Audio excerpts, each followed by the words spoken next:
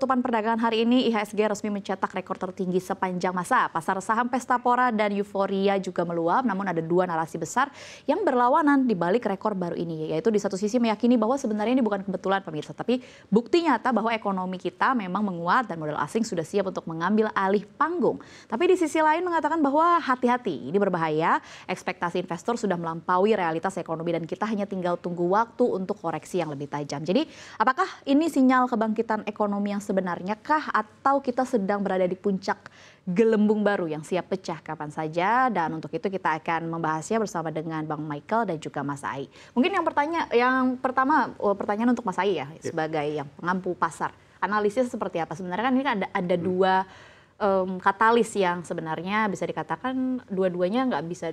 Satu, pertumbuhan ekonomi betul menjadi pendorong. Tapi apakah memang ini yang menjadi utama yang membuat akhirnya IHSG terangkat sampai all time high? Dan di sisi lain juga kan MSCI sebenarnya adalah kabar yang baik. Tapi kan dua emiten yang berkapitalisasi besar ini akhirnya terkoreksi hari ini. Analisis Anda secara overview seperti apa, Mas Ai?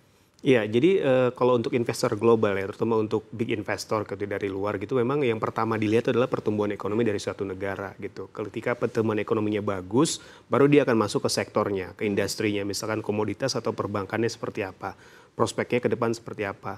Nah, ketika kemarin rilis pertumbuhan ekonomi kuartal 3 itu di atas 5%, yang banyak prediksi bahkan kan di bawah 5% gitu ya, ternyata masih cukup baik gitu walaupun sedikit turun. Nah, ini juga menimbulkan optimisme baru bahwasannya Indonesia juga masih tetap stabil gitu.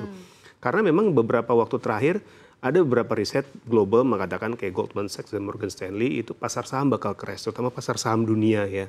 Nah, banyak dana-dana itu yang memang lari ke negaranya masing-masing dan dia mencari dana negara-negara baru, dan salah satu di Asia yang sangat menjanjikan adalah di Indonesia karena pertumbuhan ekonomi masih cukup prospektif dan stabil gitu ya. Gitu sih. Dan yang kedua memang MSCI itu ya memang juga suatu pencapaian ya buat dua emiten tersebut. Tapi memang kalau kita lihat dalam beberapa waktu terakhir Brent dan BRMS ini kenaikannya juga sudah cukup tinggi gitu kan. Apalagi kemarin kan sempat ada euforia saham-saham Konglo ya. Brent salah satu termasuk yang kenaikannya sudah puluhan persen gitu. BRMS juga udah naik cukup tinggi karena memang sentimen emas waktu itu kan. Juga sudah cukup tinggi. Jadi benar tadi ya sell on news. Jadi ketika ada newsnya keluar ya dia mungkin profit taking dulu investornya. Tapi secara jangka panjang ini pasti trennya akan bagus sih. Betul. Oke, menarik ya untuk kita cermati tadi berkaitan dari pasar. Sekarang kita tanya dari sektor real. Ini kan disebut-sebut bahwa sebenarnya investor global sudah melihat bahwa Indonesia itu tadi seperti Mas Ai sampaikan berpotensi, kemudian ke depannya juga bisa dikatakan dibandingkan dengan negara-negara lain cukup baik rapornya. Secara angka pun kita juga sudah melihat. Apakah memang kalau dari perspektif redaksi CNBC Indonesia melihat bahwa pertumbuhan ekonomi ini mencerminkan kondisi di lapangan atau di sektor real? Iya, kalau kita lihat di kuartal 3 ini memang sesuai ekspektasi ya, terutama untuk para pelaku industri gitu, karena memang di kuartal 3 secara historikalnya memang lebih rendah dari kuartal 2. Kuartal 2 di tahun-tahun sebelumnya juga karena ada efek lebaran dan libur panjang itu makanya ekonomi jadi tumbuh lebih tinggi gitu. Sementara untuk kuartal 3 tidak banyak libur panjang, terus kemudian masyarakat juga lebih banyak ngerem belanja karena udah banyak habis di Q2 dan mempersiapkan di Q4.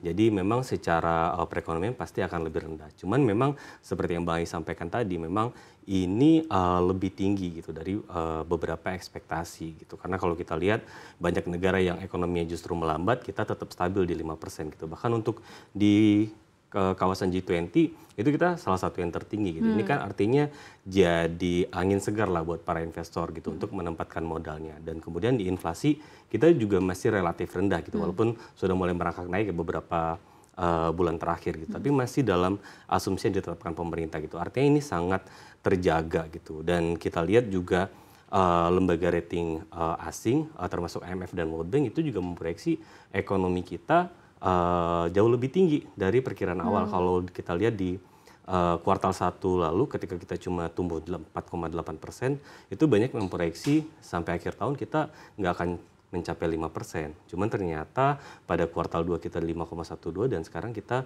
masih di atas 5%.